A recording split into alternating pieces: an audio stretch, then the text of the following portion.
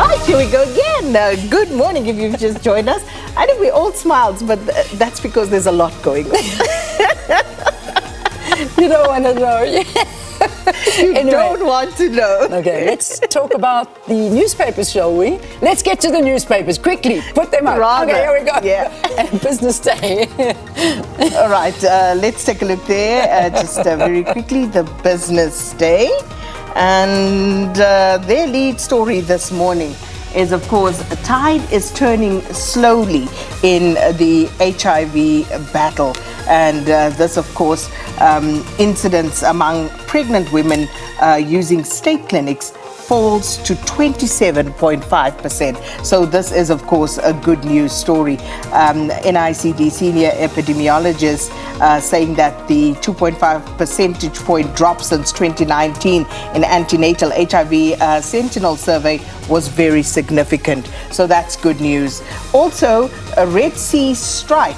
UK says, watch this space. US and British naval forces shot down 21 drones and missiles that were fired by Yemen-based Houthis on Tuesday towards international shipping lanes in the southern Red Sea, the US said, with Britain hinting at further measures to protect international shipping lanes. And this was a story that, of course, also came to the fore late last year about the shipping routes and the activity that was taking place there. A picture there of Abigail Kubega paying tribute to Peter Magubane during the funeral service of the anti-apartheid activist and photographer at the Bryanston Methodist Church yesterday. And big banks to help boost state capacity, says BASA. South Africa's big banks will help increase the proficiency of the state for both sectors and the national interest. And this comes after the local financial services sector faced great exposure to government debt as foreign appetite for South African government bonds wanes. So those are some of the top stories. And at the bottom there, ICJ faces a stark choice in South Africa's genocide case. South Africa will argue its case for interim orders on Thursday, that's today, and Israel will respond tomorrow.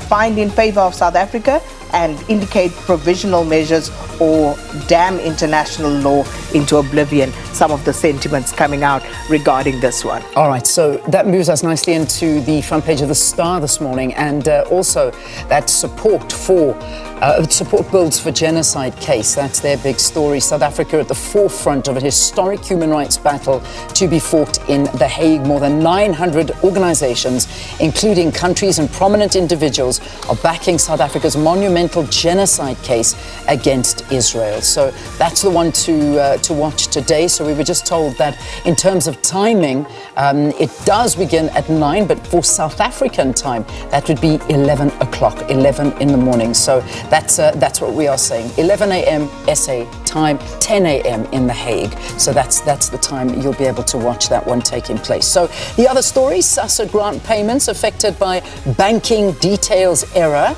That one is where more than 150,000 South African Social Security beneficiaries did not receive their grants this month due to submitting erroneous banking information. And the spokesperson, Paseka Letsatsi, said following numerous calls from beneficiaries, it was uncovered that many recipients were affected by this. The other one, the big photograph there, is Peter Magubane hailed as a fearless Mkhonto, and that is anti-apartheid photojournalist Dr. Peter Magubane hailed a Mkhonto, a real Mkhonto, who used his camera instead of guns and spears to help down the cruel apartheid regime.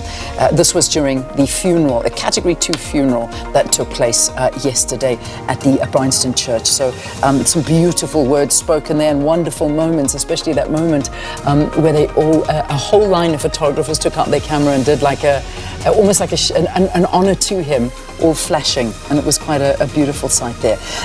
Composer, a struggle song quits. The ANC, that's the other one here, the ANC in Mpumalanga, has not yet reacted to the stepping down of its member Gamlihle Mboyane, composer of the party's Asinavalo anthem, who on Wednesday tendered his immediate resignation from the party. All right, that's it. That's a quick look at the Star.